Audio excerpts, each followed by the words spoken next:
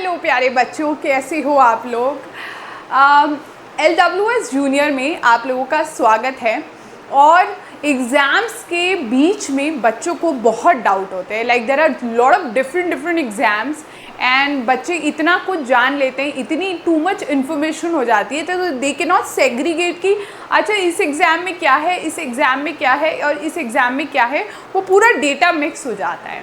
बस वही आपकी प्रॉब्लम को सॉल्व करने के लिए आज का वीडियो मैंने बनाया है, जिसमें हम RMS वर्सेस सैनिक स्कूल वर्सेस RMC का की डिफरेंसेस एंड मैं आपको एंड में ये भी बताऊंगी कि कौन सा आपको चूज़ करना चाहिए। तो उसके लिए वीडियो के एंड तक ज़रूर बने रहें। तो पहले हम इंडिविजुअली देखेंगे कि इंस्टीट्यूट क्या है, एक ब्रीफ आइडिया आप लोगों को मिलेगा एंड देन उनकी कंपैरिजन्स मैं करूँगी ताकि पिक्चर जो है आप लोगों के आगे वो क्लियर हो जाए, ठीक है। और लास्ट में which one to select. So let's dive into the video. So सबसे पहले बात करते हैं इंट्रोडक्शन की, जिसमें तीनों का एक इंट्रोडक्शन बनता है। सबसे पहले राष्ट्रीय मिलिट्री स्कूल, सैनिक स्कूल या RAMC तीनों ही प्रीमियर कॉलेज है, अपने में अपनी अपनी जगह में बहुत उम्दा और बढ़िया कॉलेजेस हैं, ठीक है। ये क्या करता है, आर्म फोर्सेस में स्टूडेंट्स को उनके करियर जो है वो आर्म फोर्सेस के लिए उनको प्रिपेयर करता है बेसिकली। पर ऐसा नहीं है कि अगर आपका बच्चा आर्म फोर्सेस में नहीं हुआ तो फिर क्या करेगा, अरे 12th के बाद कॉलेज कर ले, बाकी जैसे बच्चे करते हैं स्कूल के बाद कॉलेज कर ले, उसके बाद अपना करियर चूज़ कर ले।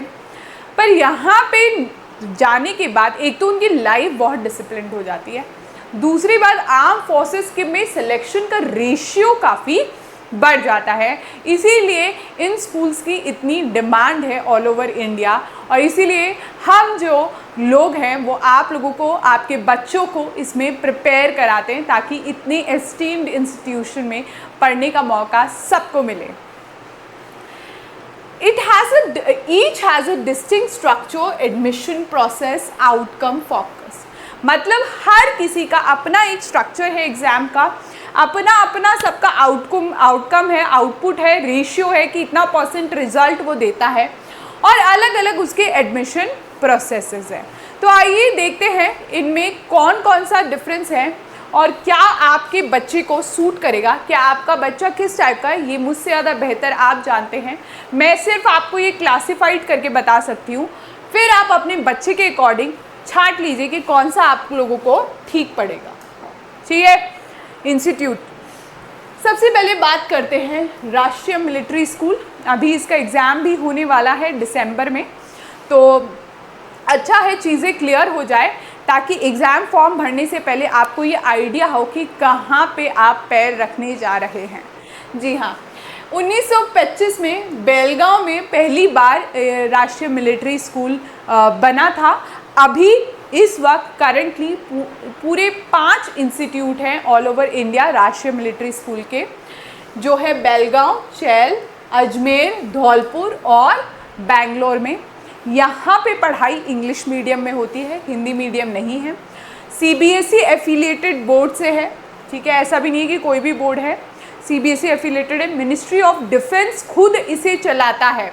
If it is mentioned here, it's not mentioned here, I am telling you. Ministry of defence इसको पूरा के अंडर है, ऑल पाँचों के पाँचों मिलिट्री स्कूल्स, ठीक है।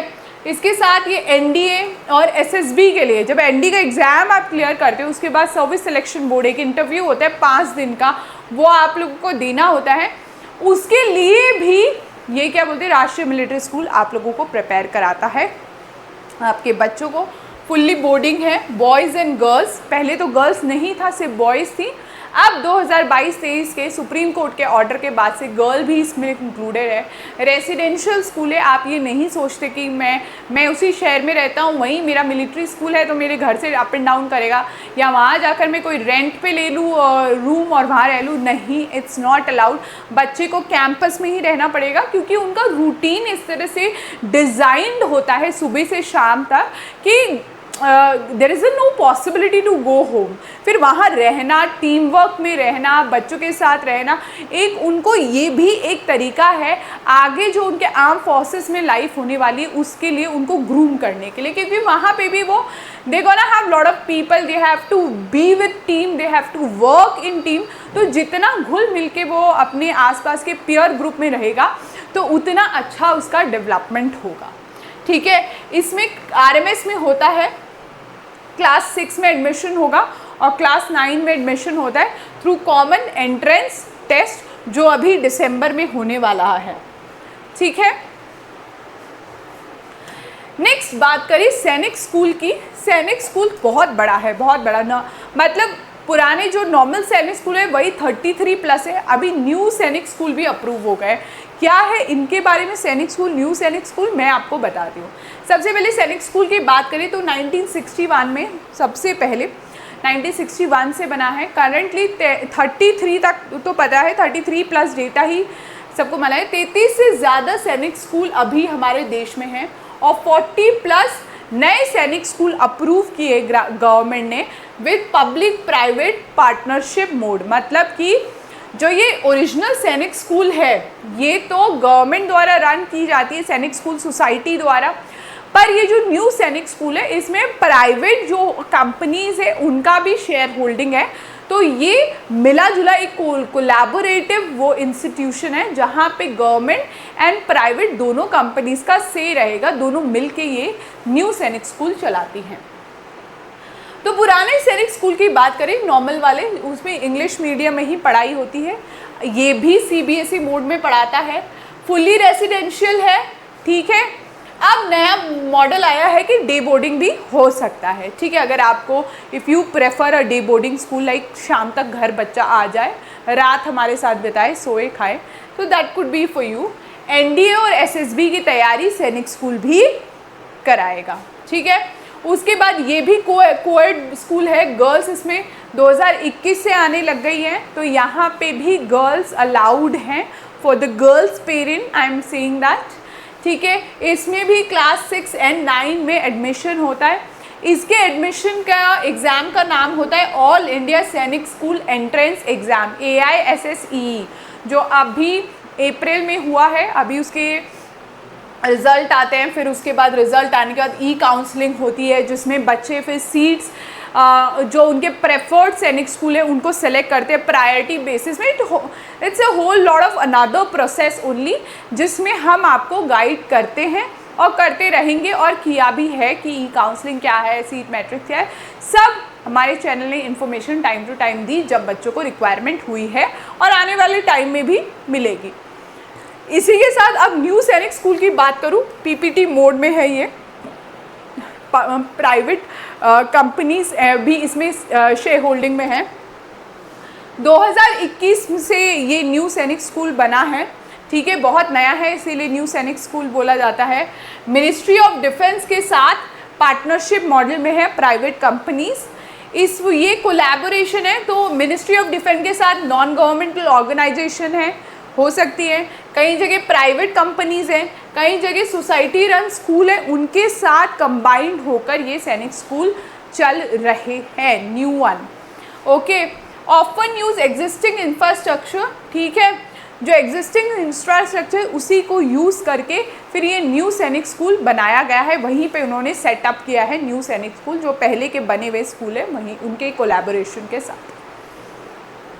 Offer similar regimental training, longer academic or day boarding system. तो ये जो न्यू सैनिक स्कूल अब आए हैं, इन्होंने रेसिडेंशियल वाला पैटर्न हटा के देखा कि पेरेंट्स की रिक्वायरमेंट भी है कई पेरेंट्स की कि हम पूरा ऐसे बिल्कुल तो नहीं भेज सकते, बट डे बोर्डिंग हमें चलता है कि बच्चा शाम को घर आ जाए, तो आई वुड प्रेफर दैट। तो अगर आपकी रिक्वायरमेंट ऐसी है तो this new Sainik school would be the apt model for you.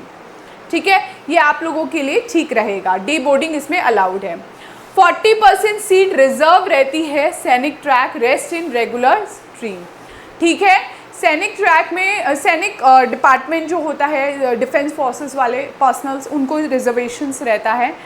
Fees structure जो होता है और फैसिलिटीज़ होती है वो ट्रेडिशनल स्कूल से वेरी करती है। अब वेरी मतलब कम या ज़्यादा, तो मैं ये बोलना चाहूँगी न्यू सैनिक स्कूल की फ़ीस थोड़ी ज़्यादा ही रहती है ट्रेडिशनल सैनिक स्कूल से, बिकॉज ये गवर्नमेंट रन है सैनिक स्कूल। यहाँ पे प्राइवेट मॉडल भी इन्वॉल्व है, तो इंफ्रास्ट्रक्चर वगैरह उसके उमदा होते हैं, क्योंकि कंपनी जब प्राइवेट कंपनी आती है तो काम अच्छा करती है पर पैसे भी थोड़ा उस हिसाब से लेगी।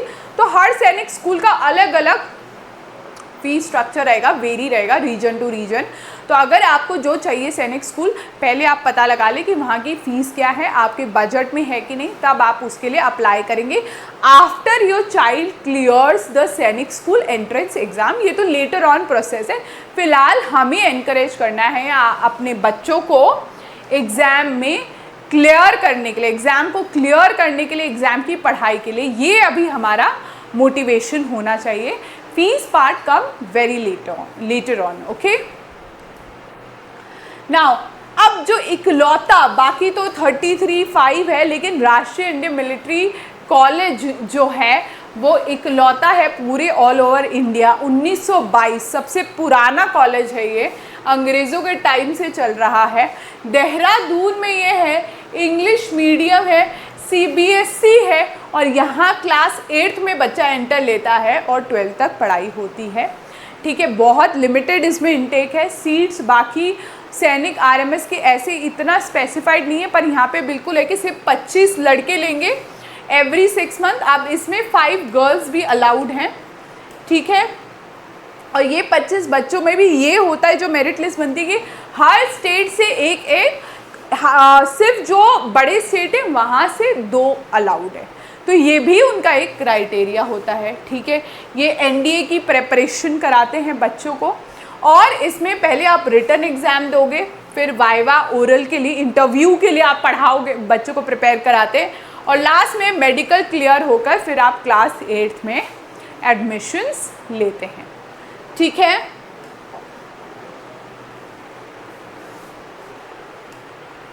नाउ अब आया डिफरेंस का पार्ट। अभी तक आपने समझा कि तीनों चीज़ क्या है, जो आपके दिमाग में कन्फ्यूजन था आई होप अब क्लियर हो चुका है। अब डिफरेंसेस पढ़ते हैं। सबसे पहले इंफ्रास्ट्रक्चर और इनटेक, कितने बच्चे वो लेते हैं, उनका इंफ्रास्ट्रक्चर, बिल्डिंग्स वगैरह कैसी है, ठीक है। RIMC का सिंगल कैंपस है, एलीट स्ट्रक्चर है, ठीक है। अंग्रेज़ों के ज़माने का स्ट्रक्चर है तो बढ़िया होगा, नो डाउट अबाउट इट। आप पता है वो काम कितना बढ़िया करते थे, हालांकि वो थे जैसे भी, ओके। RMS और सैनिक स्कूल के बहुत सारे मल्टीपल कैंपस हैं, क्योंकि वो ऑल ओवर इंडिया है। RMC एक है तो एक ही कैंपस है उसका, एक ही जगह में, उत्तराखंड पहाड़ी क्षेत्र है वो। RIMC सबसे कम लेता है बच्चे, सिर्फ 25 बॉयज़ और 5 गर्ल्स हर 6 महीने में। साल में 2 बार उसके एग्ज़ाम होते हैं, एक हो चुका है, एक अब दिसंबर में होगा, ठीक है। RMS में 80 से 100 लगभग हर क्लास में वो बच्चा लेता है। एक क्लास में, लाइक क्लास 6 एंड क्लास 9 में 80 to 100 स्टूडेंट इनटेक होता है। सैनिक स्कूल का वेरी करेगा, हर सैनिक स्कूल का अलग अलग होता है, पर रेंज जो मैं बोलूँ 80 to 120 पर बैच में होता है। जैसे क्लास 6 का बैच है तो उसमें 80 to 120 का वो लेते हैं, बाद में वो फिर सेक्शंस में डिवाइड कर देते हैं ताकि क्राउडेड ना हो क्लास। तो ये कुछ इनटेक्स रहेंगे। RIMC has best student teacher ratio and infrastructure. Best student teacher ratio का मतलब क्या है, कितने स्टूडेंट में कितना टीचर। अब इसमें बच्चे ही 25 हैं तो इनके कम बच्चों में, उसमें भी वो लोग टीचर डिवाइड करते हैं, तो इसका टीचर रेशियो बहुत अच्छा है। मतलब कम बच्चों में एक टीचर रहता है तो एक टीचर अच्छे से पूरे बच्चों को ध्यान देगा। उस 25 में भी ये डिवाइड करते हैं ताकि बच्चों को फुल अटेंशन मिले, फुल ग्रूमिंग हो उनकी अच्छे से। और इंफ्रास्ट्रक्चर भी RIMC का सबसे बढ़िया है, ठीक है।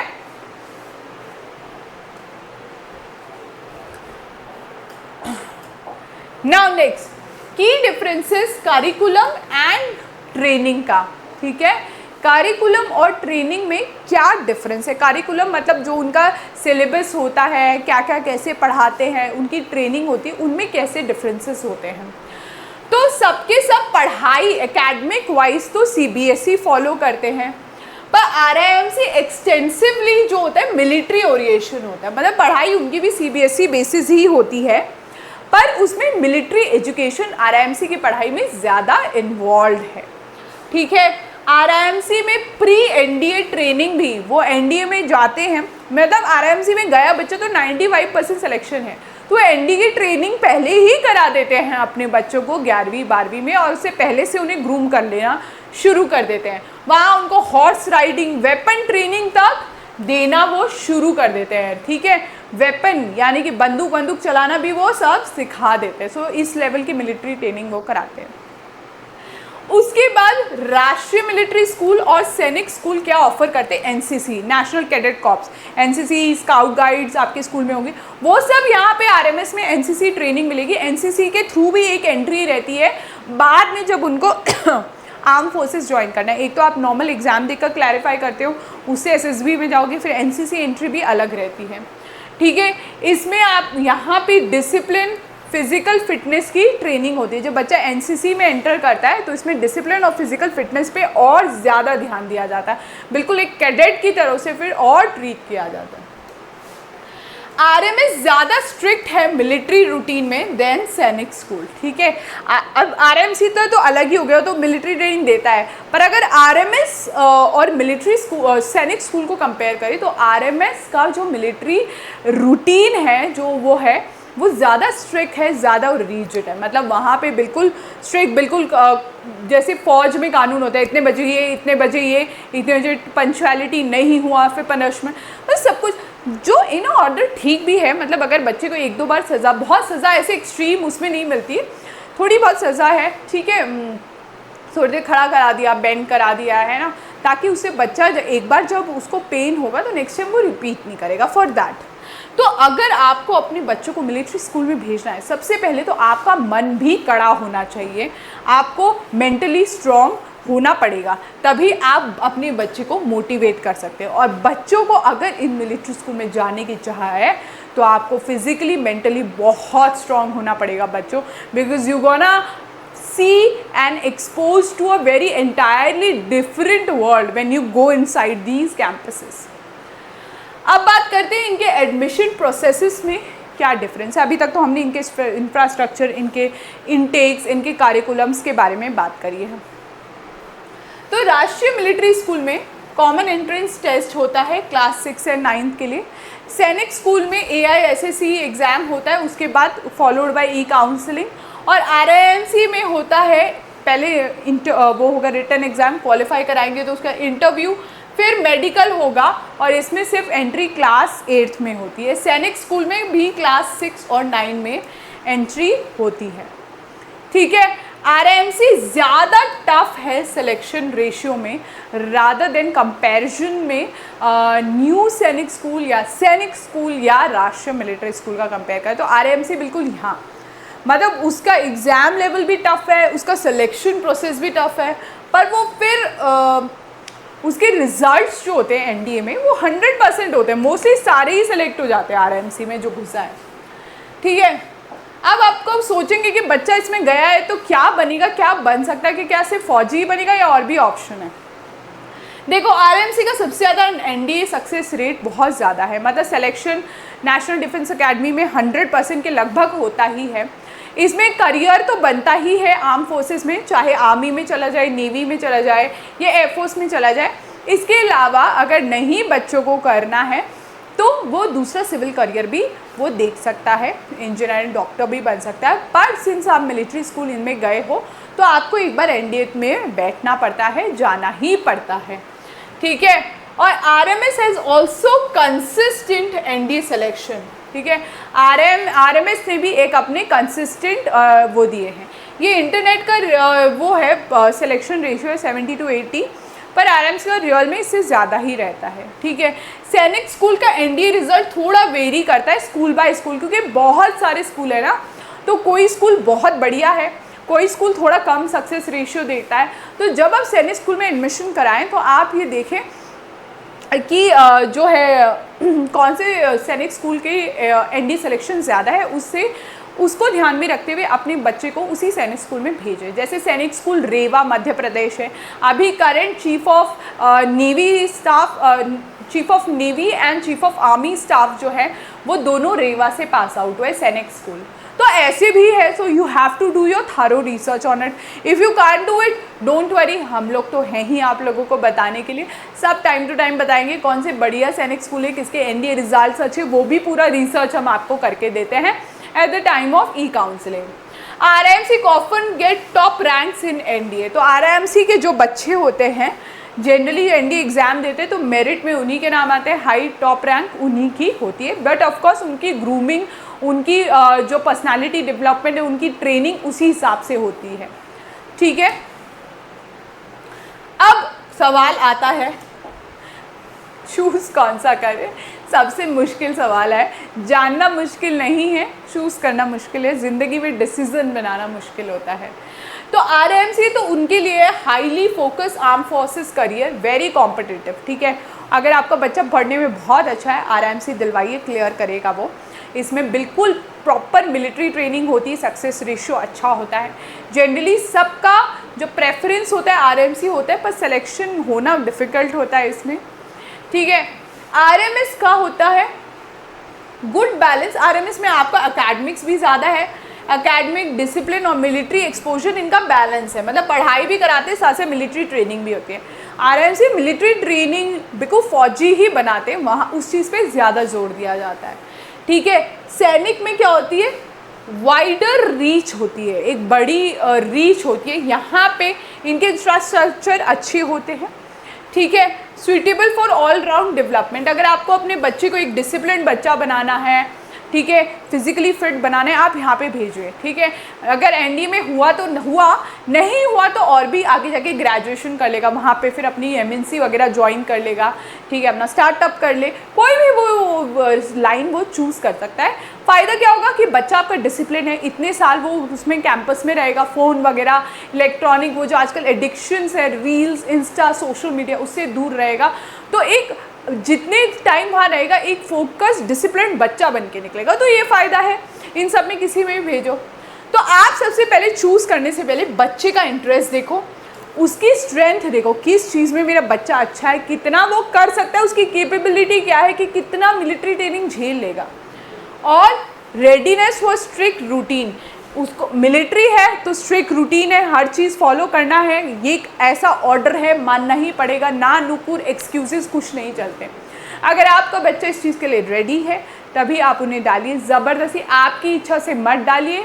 मैं एट दी एंड यही बोलूँगी, बच्चे की इच्छा से डालिए. उसको पूछिए, अगर उसका जाने का मन है तो भेजें, क्योंकि एट दी एंड उसको वो रूटीन झेलना है, उसको वो ज़िंदगी जीनी है. आप तो आपको पहले बच्चे से डिस्कस करें, उसके बाद का काम फिर हमारी जिम्मेदारी, हम प्रिपेयर करवाएंगे या कहीं से भी आप उसे प्रिपेयर करवाएं.